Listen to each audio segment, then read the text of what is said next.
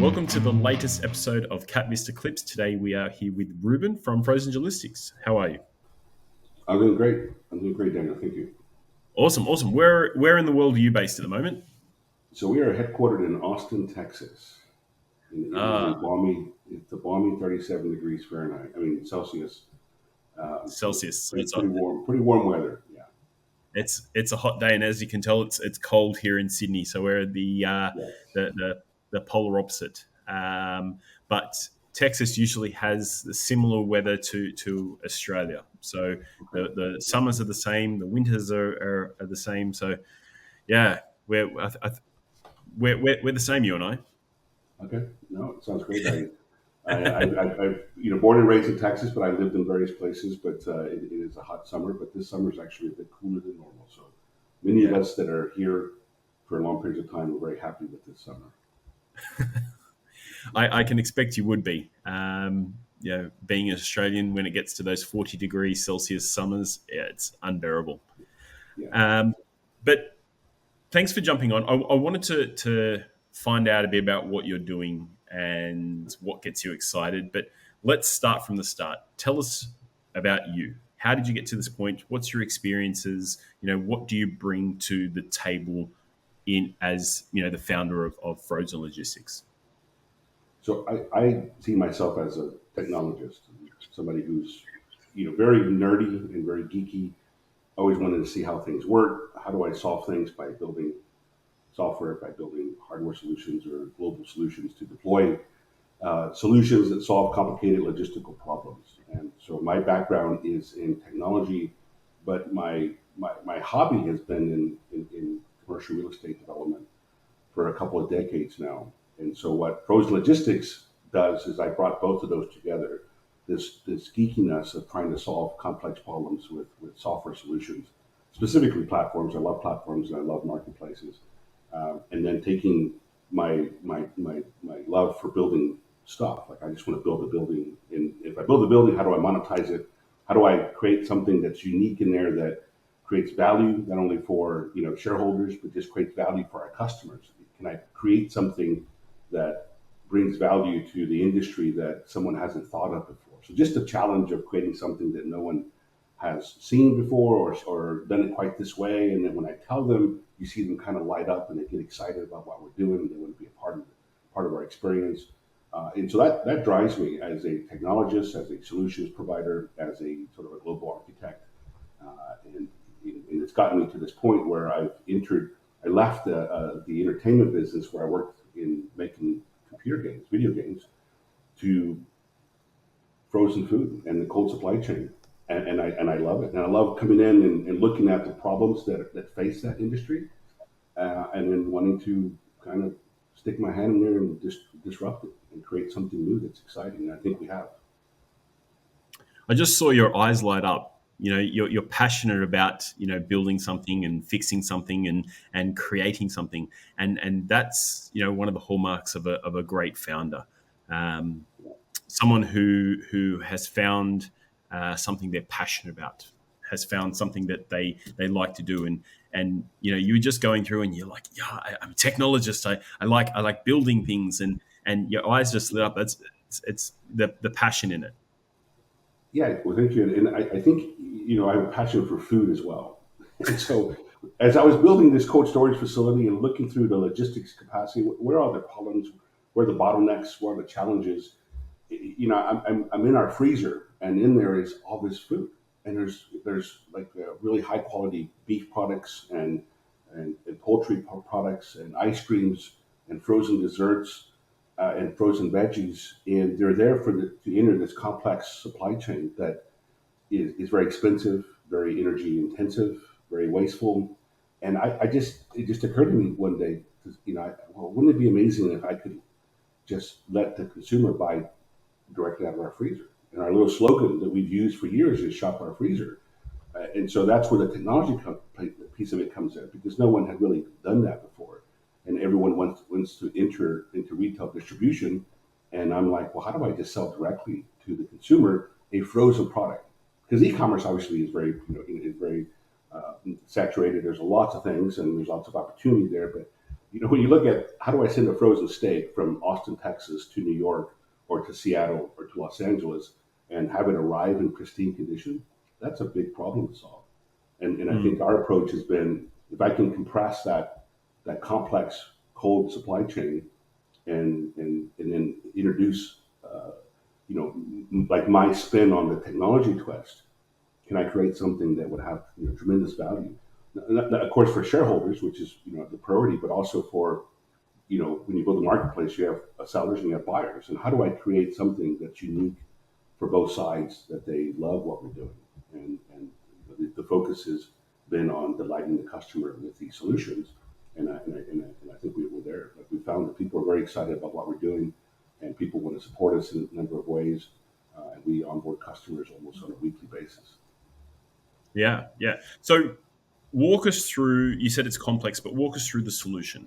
What are you offering to your clients, and what's, tell us how it works. Yeah, and the supply chain is complex, but we wanted to make it very simple. Like, how do I make it simple? And the simple way that we sell it, the idea to our sellers is to say, you send us your food, we sell it online. And all that complexity, we just kind of, we created it into a cloud. I mean, everybody understands sort of like the cloud is drawn to the cloud because most people don't understand what's in that cloud. And so I wanted to take the same amount of complexity that's in that supply chain and make it into a cloud so that the solution for our sellers is quite straightforward. And when you build a marketplace, you have two sides of every marketplace. You have buyers and sellers. And you end up focusing on one. Who do you focus on first? And for us, it was the sellers, because our first 15 sellers that entered the marketplace, we already had their food in our warehouse. So it was very easy to sell them on it. And the idea was, I'm going to make this marketplace, this platform that I just want to be able to click a button and your product is for sale online instantly.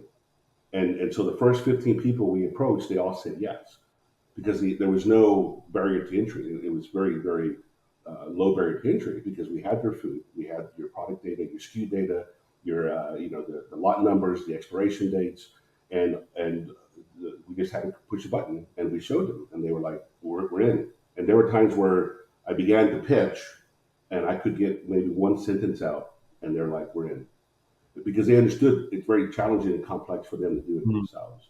And so that satisfied the seller side of the marketplace, which is where we focused on, and we put a lot of emphasis on onboarding these sellers, because these sellers have a product that they want to reach, to these consumers, and a lot of the consumers are at retail, but every single one of our sellers has an online presence.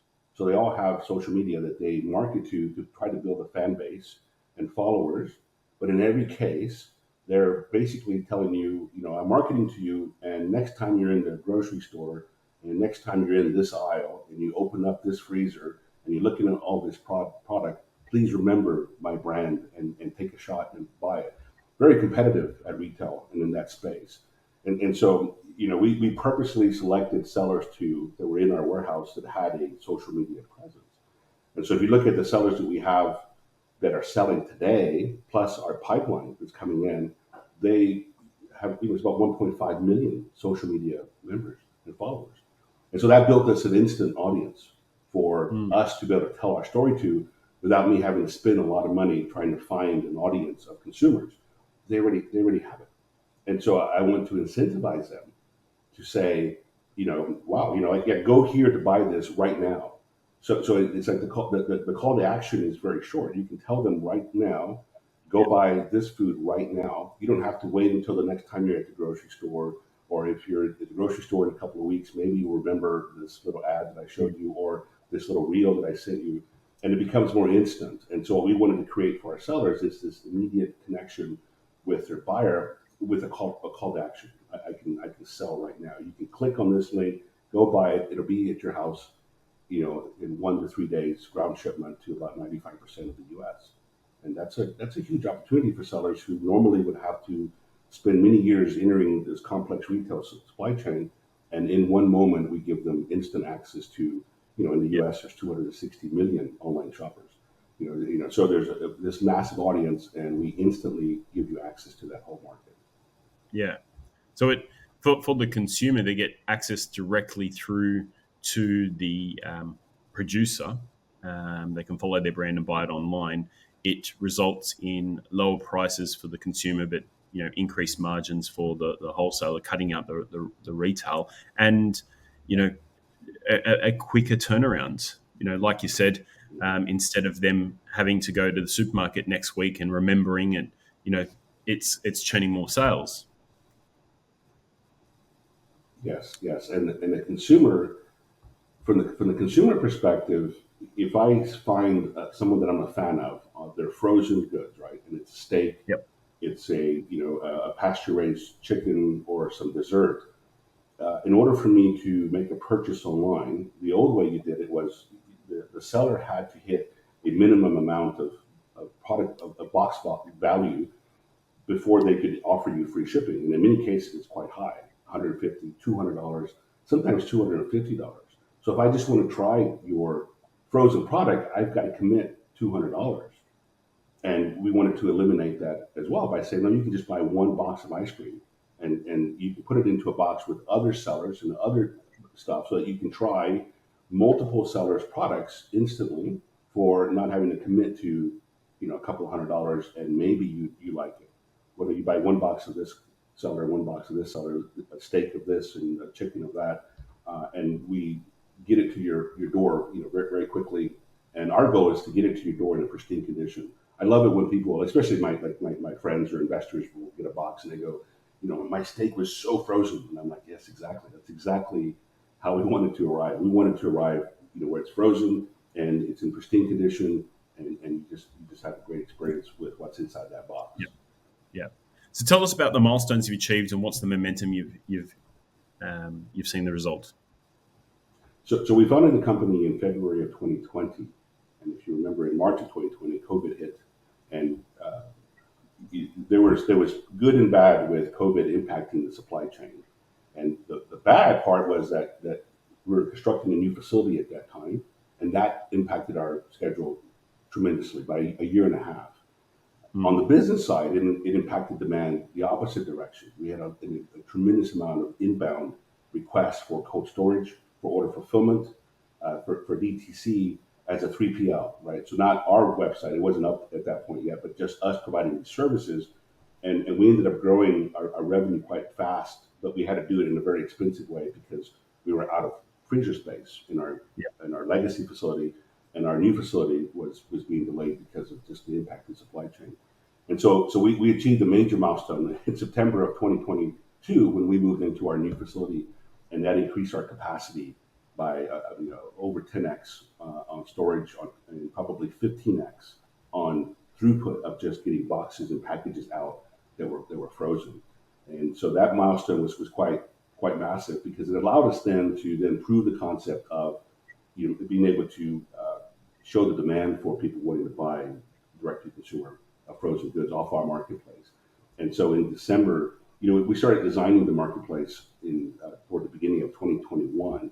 And I had an idea of what I wanted to do with the marketplace, but it was originally going to be a B2B offering. And we might still have some B2B functionality in the future. But as we got deeper into COVID and we began to see the demand online for consumers to purchase direct, we realized that was the bigger opportunity. Let's look to build something that allows us to take the products that we have in our freezer, get them direct to consumer, and then to take one box and mix different seller items into one box. And the only way you do that is by creating a marketplace where we have, it looks like a grocery store. You're able to shop a grocery store, and you're walking down the freezer aisle and you're picking this, you're picking that, you're picking this. No one else does that in the U.S. We're the only ones. And so in the end part of November of 2023, early part of December, we soft launched the marketplace with about 15 sellers and began to push the design, push the stability of the marketplace through the spring and now into the summer, onboarding additional sellers. We're at about 32 sellers with another 8 onboarding in the next 30 to 40 days. And our pipeline is another 20 or so that are in that pipeline. And we're making effort with an outside party to bring even more sellers onto the marketplace. And so the biggest milestone for us was getting into our new facility, overcoming the challenges we had with the COVID impact to supply chain, and then getting the marketplace launched. And that was, I was literally driving in a car the day before Thanksgiving here in the U.S. with my laptop. My wife's driving, and I'm building pages, and I'm putting pictures up, and I'm pushing go. And it was an effort by the team that really, the team came together and did a great job of getting us ready for that moment. And now we're at a point now where more and more sellers are wanting to onboard. But what's happened in the last 60 days, we rolled out a project called Frostbite, which is a huge milestone for us as well. And inside of Frostbite, we've realized that there's a massive opportunity for these food producers to use our marketplace exclusively as their online store.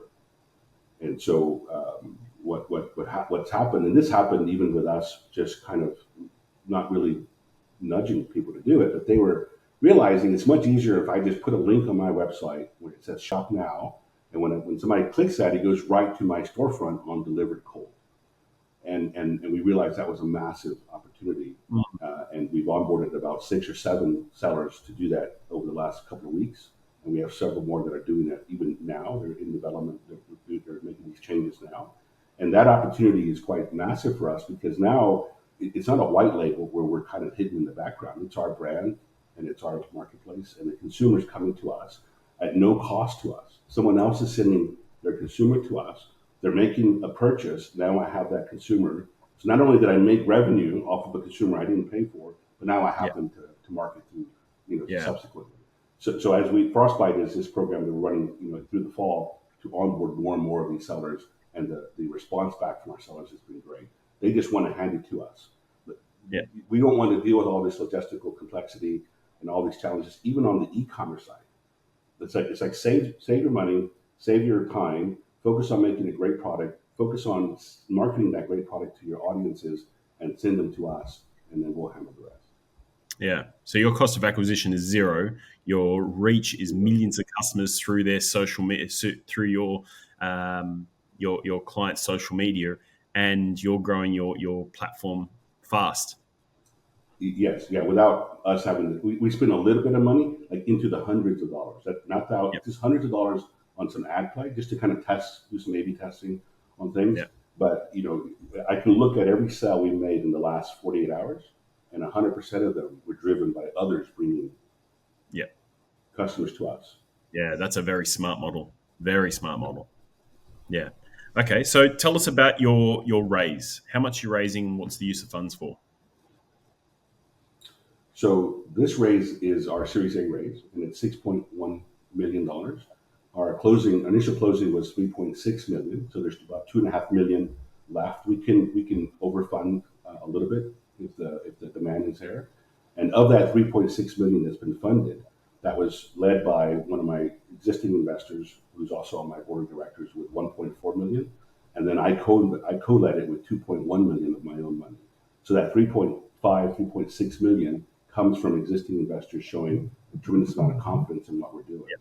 And so it is an A round, the preferred shares, and the terms that are being offered to investors at this stage are the same terms that I'm putting in my money as.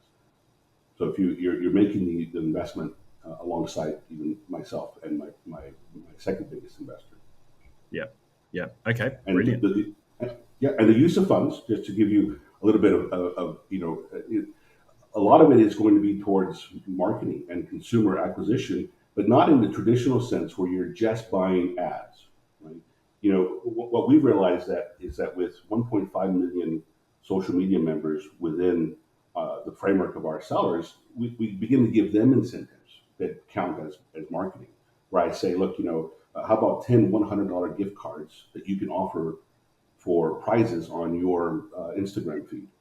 And they just love it because now they're able to offer something unique to their followers, and that $100 is sort of marketing spend for me. And then I'll say something like, we run an affiliate program that is sort of marketing driven in the sense that we'll offer 5 or 6% to sellers through an affiliate link when they link us directly off their website, and so that cost to us is part of where this marketing dollars are going.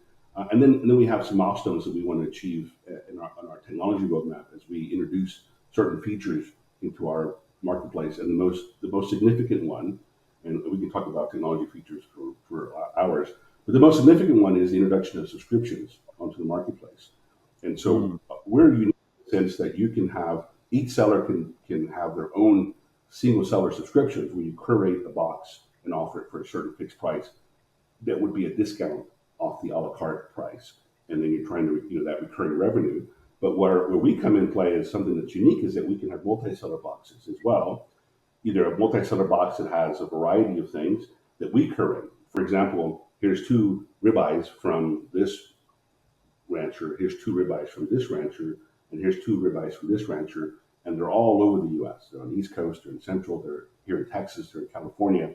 And now you as a consumer get to try 6 ribeyes of these 3 different sellers in a box, in addition to us putting in some sort of organic, veg package that's frozen, or more specifically ice cream, and frozen desserts.